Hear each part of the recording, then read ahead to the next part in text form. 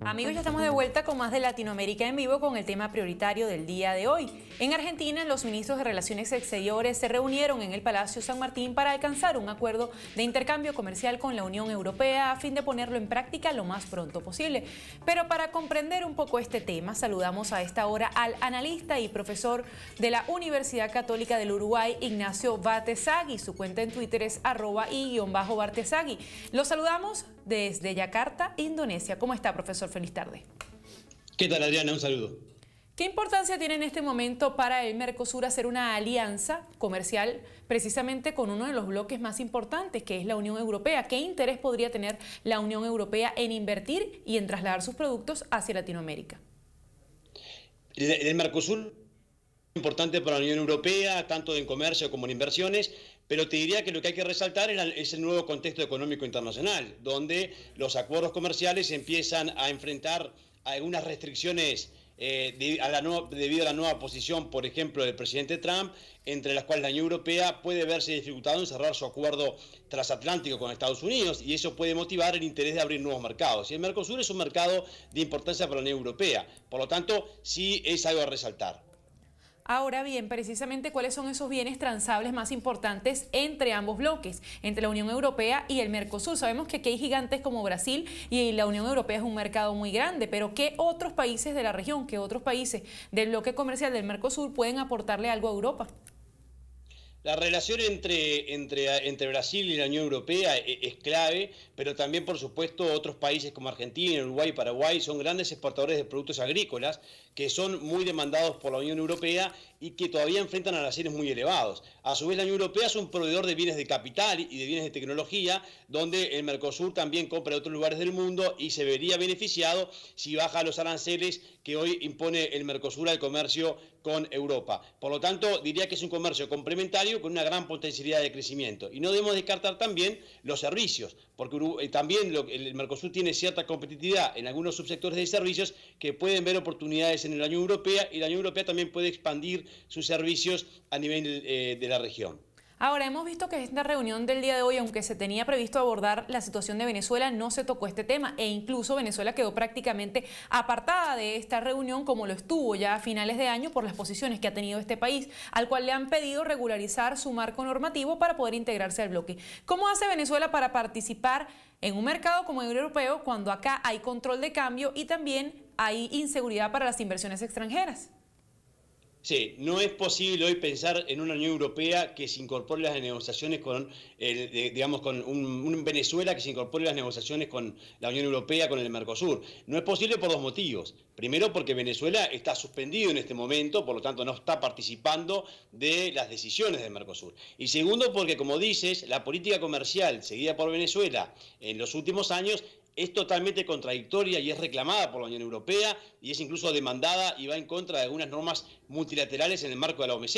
Por lo tanto, debe cambiar mucho Venezuela para poder ingresar nuevamente al Mercosur, mejorar la situación con el bloque y después empezar a participar de la agenda externa. Por lo tanto, eso se ve por ahora muy lejano.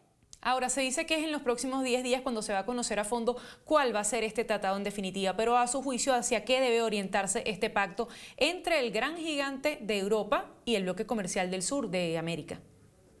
Hay que reconocer que hay muchas dificultades todavía para que este acuerdo avance. Sí hay un impulso, un cambio de contexto político en el Mercosur, también hay mayor interés en la Unión Europea, pero pensar que este acuerdo se va a cerrar en el corto plazo es un error. Es un acuerdo muy complejo, que hay que avanzar en lo agrícola. Todavía hay algunos sectores que la Unión Europea protege y que el Mercosur necesita volver a introducir en la oferta, como por ejemplo la carne o el etanol, que han sido excluidos, y la Unión Europea va a empezar a demandar también una posición del Mercosur más abierta en el sector servicios, en el sector inversiones, en el sector compras públicas, que son otros capítulos bien relevantes de los tratados de libre comercio que todavía no se han ni siquiera empezado a negociar, en este caso con la Unión Europea, salvo algo en servicios, pero resta mucho por delante, como por ejemplo también en propiedad intelectual.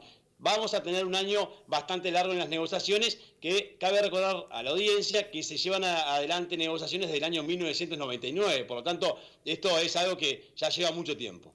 Ahora, ¿qué beneficios podría traerle en materia de empleos a esta región el hacer un acuerdo comercial con la Unión Europea?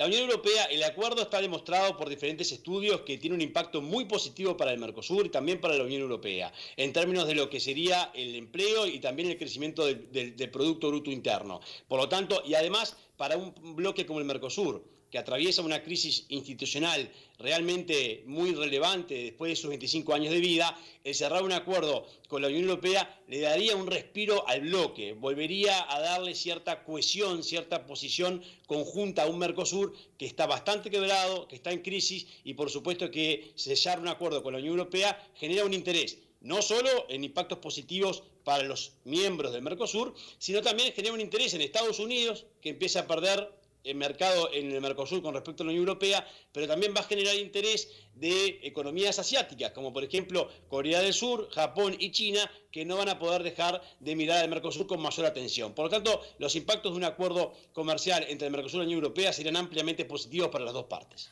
Ahora, planteaba usted algunas inquietudes previamente que leía en su cuenta en Twitter sobre si se habló en esta reunión de una posibilidad de tratado de libre comercio entre Uruguay y China.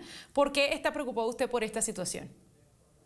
Porque la agenda externa del Mercosur lleva mucho tiempo y no ha tenido avances concretos en ningún acuerdo de impacto económico-comercial. Por lo tanto, Uruguay, que tiene una economía que puede avanzar más rápidamente que los socios en el cierre de tratados de libre comercio, está reclamando mayor celeridad en la suscripción de acuerdos comerciales. Y en caso de que esto no sea posible, lo que reclama es avanzar de forma bilateral o independiente al resto de los miembros. Me parece que es un reclamo muy legítimo de Uruguay, y especialmente con la segunda economía a nivel mundial, que es China, y que le traería muchísimos beneficios al país. Por lo tanto, debería el Mercosur flexibilizar y permitir, como otros bloques lo han hecho en los últimos años, que por más que se pretenda hacer una unión aduanera, aunque no es muy real ese objetivo, se permita ir avanzando a los miembros a que negocien acuerdos bilaterales. Eso no implica que se pueda negociar en conjunto otros acuerdos. Por ejemplo, podría negociarse un acuerdo en conjunto con la Unión Europea, pero Uruguay podría avanzar con China, porque hoy es muy difícil pensar que Brasil y que Argentina se haga este mercado. Y además Paraguay tiene relaciones con Taiwán, por lo tanto, desde el punto de vista diplomático, no sería posible avanzar en conjunto con China.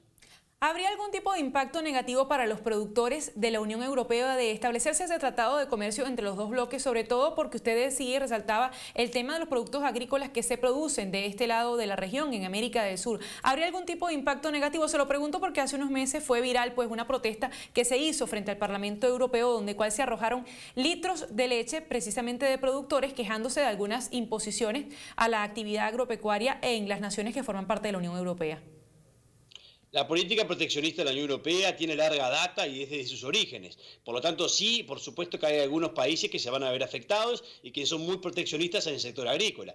Debe tenerse en cuenta que Mercosur tiene de las competitividades más elevadas en este sector a nivel mundial. Por lo tanto, sí hay un impacto, pero también lo va a haber en el Mercosur en algunos sectores industriales. Todos los tratados de libre comercio tienen impactos positivos y negativos. Lo que hay que observar es el conjunto. Si el conjunto es positivo para las dos economías, hay que avanzar. Y está demostrado que en el conjunto sí sería beneficio para la Unión Europea, que le resta cada vez presta menos atención al proteccionismo porque se da cuenta que no es el camino en el sector agrícola, y también el Mercosur entiende que tiene que comenzar a abrir su economía porque tiene que enfrentar a sus industrias a la competencia internacional. Por lo tanto, siempre hay ganadores y perdedores, pero hay que atender al neto de la negociación. Y en el caso de América del Sur, de estos países que conforman parte del Mercosur, ¿cuál sería ese impacto negativo que pudiera generar reacciones entre la población y entre los productores? Lo difícil será fundamentalmente en Argentina y en Brasil, y en el comercio industrial que tienen Argentina y Brasil. Es realmente muy importante. El sector automotriz, el sector químico, el sector plástico, realmente el comercio es relevante, y si uno baja los aranceles, lógicamente Argentina va a comprar algunos productos que antes compraba Brasil, se los va a comprar a la Unión Europea, y lo mismo ocurrirá con Brasil y en menor medida con Paraguay y con Uruguay. Por lo tanto, sí, algunos sectores se verán impactados, pero en el largo plazo, por supuesto que los beneficios del libre comercio son positivos en los ajustes necesarios para ser más competitivos. ¿Qué se debe cambiar en la mentalidad de los productores, de los comerciantes del bloque del sur para poder abrirnos a este mercado europeo? Diría que hay que hacer un doble esfuerzo de baja de aranceles, que eso lo permiten los instrumentos como los tratados de libre comercio, pero después hay que focalizarse mucho más en lo que tiene que ver con la comercialización, con identificar oportunidades comerciales, oportunidades de negocios. Entender que estamos en un nuevo mundo donde se comercia de otra forma, donde se vende de otra forma, porque el comercio electrónico es una gran plataforma para las pymes sudamericanas. Por lo tanto, el gran desafío que tienen los empresarios de hoy y también los académicos y todos los que nos dedicamos al comercio internacional es realmente entender y calibrar adecuadamente cómo ha cambiado el comercio internacional y que ya no se trata simplemente de aranceles y de proteger un sector que está en complicaciones. Se trata de identificar oportunidades que realmente son globales y que dependen mucho de las decisiones que toman las empresas en política comercial. Son muy comunes los subsidios y el proteccionismo en América del Sur. ¿Qué tanto daño le han hecho a las economías de la región este tipo de medidas?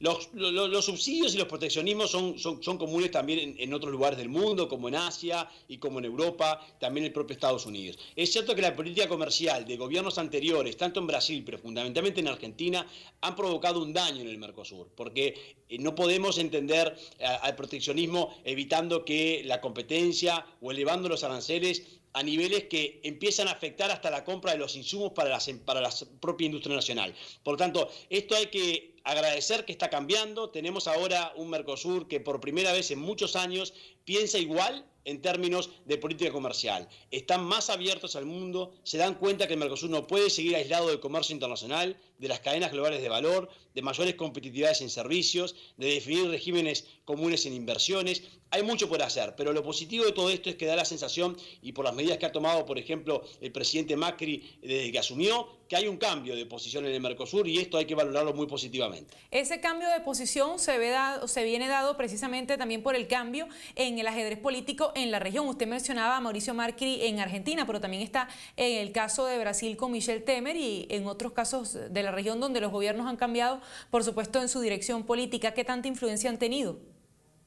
Mucho, sin lugar a dudas, el cambio fundamental fue en Argentina, después se acompañó en Brasil con la destitución de la presidenta Dilma Rousseff y bueno, también de cierta forma Paraguay y Uruguay cambiaron con respecto a sus gobiernos anteriores. Por lo tanto, esta es una oportunidad única. Lo lamentable es que no se haya podido gestionar mejor la crisis de Venezuela, porque estábamos en un muy buen contexto y volvimos a una crisis política muy fuerte por la destitución de Venezuela y tenemos esa dificultad de que Venezuela está suspendido, pero no sabemos qué va a pasar en el futuro, si va a reingresar, tampoco sabemos qué va a pasar con Bolivia, qué va a pasar con las decisiones que se están aprobando, porque desde el punto de vista legal hay complicaciones en las decisiones que está tomando el Mercosur por la ausencia de Venezuela. Por lo tanto, es realmente una lástima que en un momento en que el Mercosur tenía coincidencias en política comercial, estemos de cierta forma nuevamente en una crisis política.